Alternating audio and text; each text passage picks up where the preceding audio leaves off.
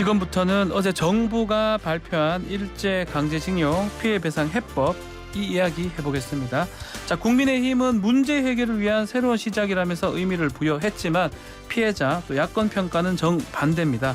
국회 내에서 강제동원 사죄와 전범기업 직접 배상 촉구 의원 모임 소속 53명의 성명서를 내고 제3자 변제 방식 철회를 요구를 했는데요. 자, 무엇이 문제인지 무소속 윤미향 의원 연결해서 이야기 들어보겠습니다. 의원님 나와 계시죠? 네, 안녕하십니까. 안녕하십니까, 의원님. 자, 박진 외교부 장관은 대승적 결단이다 이렇게 표현했고요. 자, 정부는 제3자 변제 방식이다라고 이제 얘기를 했는데 총평 한번 들어볼까요, 의원님? 이건 사실은 대승적 결단이 아니라 네. 피해자인 국민은 무시하고 가해자 눈치만 본 것이다.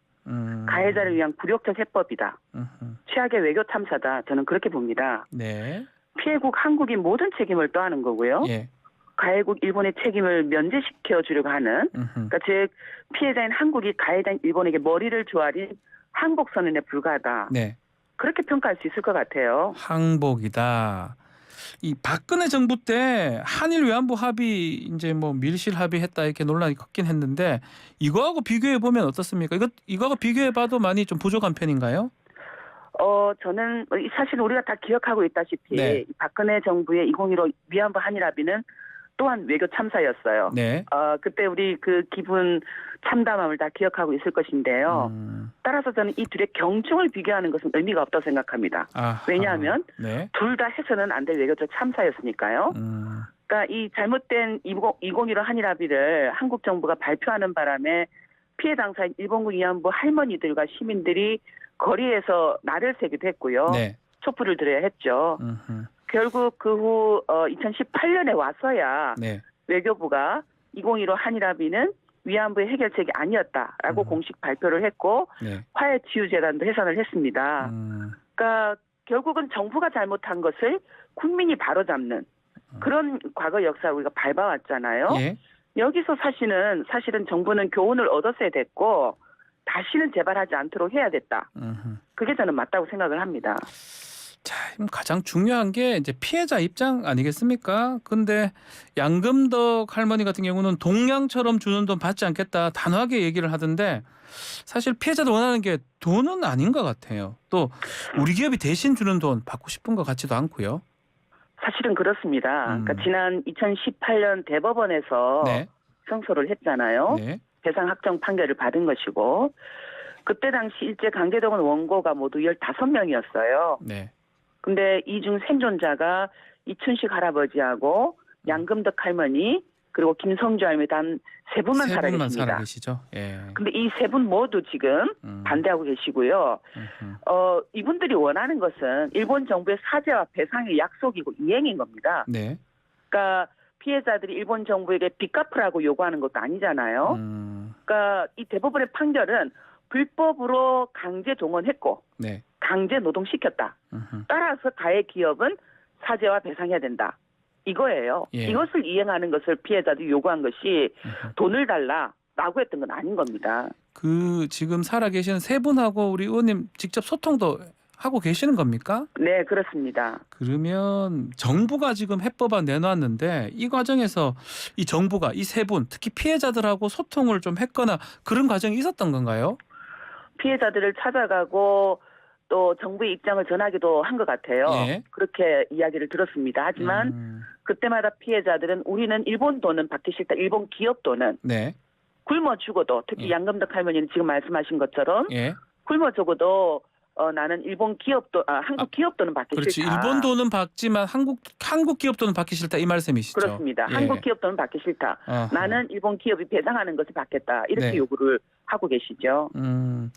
자, 박진 외교부 장관은 그 일본 사과 표명 없었던 거 관련해서 뭐 새로운 사죄 받는 게 능사가 아니다. 이 반성과 사죄 담아 일관되게 또 충실하게 이행하는 게 중요하다고 하면서 그 김대중 오부치 선언 얘기를 했었거든요. 윤석열 대통령이 그걸 계승했다. 이렇게 얘기를 하고 있는 것 같아요. 사실은 새로운 사죄를 받는 건 아니고요. 네. 일본 정부는 그동안 강제동원과 관련해서 사과는 단 한 번도 없었습니다. 네. 그러니까 지금까지 일본 정부가 강제동원에 대해서 사죄하지 않은 것에 대해서 사죄를 하라는 것이거든요. 근데 일본 정부는 그동안 보여줬던 행태를 우리는 다 알고 있어요. 네. 조선인 노동자들에게 강제 노역이 없었다라는 겁니다. 아하. 차별도 없었다라는 것이고 예. 따라서 강제 노역을 증언하는 피해자들에게 오히려 역사를 날조하고 있다라고 공격해왔던 상황이에요. 우리가 다 기억하고 있다시피 군함도 아시잖아요. 네, 영화요. 군함도 예. 역사에 그것을 담아서 유네스코에 군함도, 등재한 예. 일본 정부이고요. 네. 특히 지난 1월 31일에 유엔에서는 스위스 제네바에서는 유엔 인권 이사의 국가별 정례 인권 검토 절차가 진행이 되었는데 네. 일본 정부의 보고서를 검토하는 절차였어요. 그때 이 징용 노동자와 관련해서 뭐라고 이야기를 했냐면은 일본 제공된 노동이 국제 노동 협약에 나오는 강제 노동이 아니라고 본다라고 답변을 합니다. 아니다. 예. 네, 이런 상황에서 무슨 사죄를 계승한다고요? 강제 노동 문제에 대해서 사과하지 않았습니다. 이게 맥락이 맞아야 되는데 절대 맞지 않다. 그렇게 사과가 아니다. 이렇게 보시는 거군요. 그렇습니다. 자, 이제 근본적으로 근데 좀 궁금한 게 이 결정이 좀 서둘러졌다 이런 분석도 있습니다. 이게 대통령의 뜻, 의지 이렇게 봐야 될 것 같기도 한데 대통령이 직접 지시했다는 사실도 지금 언론에 이미 알려졌고요. 그 부분 어떻게 보십니까? 네, 말씀하셨듯이 이번 해법은 당연히 윤석열 대통령의 뜻과 의지다라고 봅니다. 그게 네. 이미 보여지고 있고요. 문제는 왜 이렇게 서두르는가? 사실은 발표 이후 기다렸다는 듯이 미국 국무부 장관의 환영 메시지가 나왔고 예. 이례적으로 바이든 대통령이 직접 환영 메시지를 냈어요. 그러니까 이건 2015 위안부 한일합의 전후 상황과 너무나 똑같습니다. 아하, 2015 때 하고. 예. 네, 결국은 미국의 대중 대러 군사 정책에 이 한일 간의 과거사 문제, 이 문제가 계속 걸림돌로 작동했기 때문에 네. 두 나라의 쓰임새를 미국의 전략에 강화하기 위해서 결국은 정치 군사적 요구, 압력이 컸기 때문이다. 저는 그렇게 봅니다. 특히 또 지금 말씀처럼 환영을 미국이나 일본에서 냈는데 특히 기시다 총리가 G7 회의에 윤석열 대통령 초청하겠다고 회답도 했어요. 화답했어요. 네. 이것도 같은 맥락인 건가요? 네, 같은 맥락으로 보이고요. 네.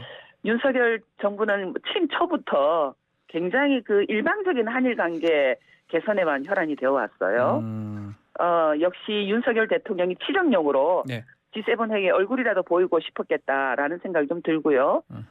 대통령실 관계자도 윤 대통령의 결단이 있었다라고 보도하기도 했고 네. 결국 속도 조절론을 대통령 지시로 잠재웠고 또 지도자로서의 결단이라는 그럴싸한 그림을 그린 것이지 않을까. 무엇보다도 미국의 한미일 삼각 협력을 위해서 하루빨리 해결하기를 바라는 요구를 네. 국민을 또 강제동원 피해자는 나몰라라 하면서 빨리 해결안을 내놔야 됐던 게 아닌가. 그를 위해서 대통령의 결단이 필요했다. 그런 생각이 좀 듭니다. 이 협상이라면 이제 얻는 게 있어야 되는데 우리가 얻는 거는 뭡니까? 우리가 없는 게 저는 하나도 없다고 생각합니다. 하나도 없는 거예요? 하나도 없고요. 오히려 사실은 우리가 얻는 것은 이제 우리 사회 안에 예. 우리가 또 넘어야 할 큰 산을 큰 역사적인 과제를 하나 안겨줬다. 65년도에 체결되었던 한일 간의 협정, 예. 한일 협정은 아직도 우리가 넘어야 할 역사적인 산으로 지금 남아 있잖아요. 예. 2015 한일 합의도 그 이후에 국민들이 화해치유재단을 해산하게 한다라든가 여러 가지 조치가 있었지만 여전히 우리 앞에 해결하고 넘어가야 할 큰 산으로 남아 있습니다. 왜냐하면 일본 정부는 말이 나올 때마다 계속 2015 한일 합의를 지키라라고 우리에게 요구하고 있기 때문에요. 예. 결국 국내 갈등을 증폭시켰다. 그렇게 저는 보여지고 해결이라고 이야기하지만 사실은 해결이 아니죠. 이것은. 해결이 아니다. 제3자 변제라는 것은 예. 원고인 피해 당사자가 동의를 해야 가능한 거죠. 법률적으로 의미가 있는 것이죠. 네. 그런데 원고들은 이 제3자 변제 동의하지 않았습니다. 즉 법률적으로 성사되지 않는다는 것이죠. 네. 그러니까 해결이 아닌 방식을 해법이다. 계승적 결단이다라고 하고 있는 것. 이건 굉장히 큰 역사적인 굴욕적인 역사로 남겨줬다. 그렇게밖에 생각이 들지 않습니다. 자, 그리고 지금 정경련하고 일본의 게이다렌이 합작해서 미래청년기금을 조성하겠다고 하는데 이거는 뭐 어떤 의미입니까? 이 부분은 어떻게 해석을 또 해야 됩니까? 정말 이건 좀 부끄러운 일인데요. 이제 네. 우리가 선진국 대열에 들어가 있는 그런 나라잖아요. 네. 그렇잖아요. 근데 이렇게 그 청년들을 위한 뭐 미래기금 네. 이런 것조차도 한일 간의 기금을 만들어서 결국은 한일 과거사에 청산되지 못한 역사에 이렇게 머리를 조아리게 하는 이런 일들, 이건 역시 부끄러운 일이다라고 생각이 들고요. 예. 전혀 과거사 문제와 특히 일제 강제 동원 문제와 연관이 없는 일도 연관이 없는 그런 일을 끼워 넣었다. 아무 상관없는 걸 끼워 넣었다 이렇게 보시는 거군요. 네네. 알겠습니다. 자, 우리 의원님 뭐 이건 좀 다른 얘기긴 한데 촛불 집회 참석을 하셨더라고요. 네, 그랬습니다. 그 가신 뭐 이유라도 좀 말씀해 주실 수 있는 겁니까? 사실은 3.1절 대통령의 메시지를 보면서 네. 결국은 일제 식민지 책임이 가해국인 일본의 책임이 아니라 네. 우리가 잘못해서 이루어진 역사로 그렇게 언급한 메시지를 보고 굉장히 국회의원으로서뿐만 아니라 국민으로서 지난 30년 동안 일본군 위안부 문제 해결을 위해서 활동해왔던 네. 활동가 입장에서 참담했고요. 그래서 촛불 집회에서 그런 104주년 3.1절을 기념하는 우리의 자세는 네. 선조들의 그 뜻을 잊지 않는 것, 아하.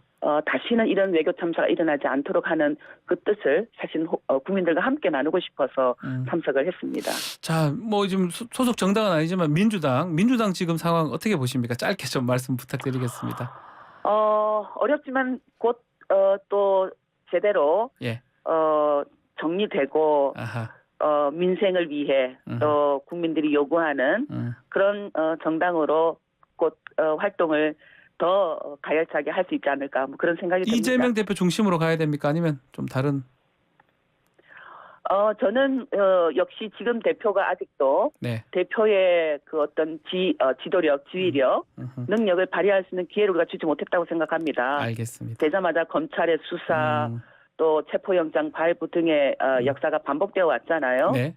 네, 그런 기회를 또 그런 어떤 중요한 일들을 이재명 대표를 중심으로 해서 할 수 있도록 네. 하는 그 기회가 주어져야 된다 그렇게 생각을 합니다. 알겠습니다. 자, 오늘 말씀 여기까지 듣겠습니다. 감사합니다. 네, 고맙습니다. 윤미향 무소속 의원과 함께했습니다.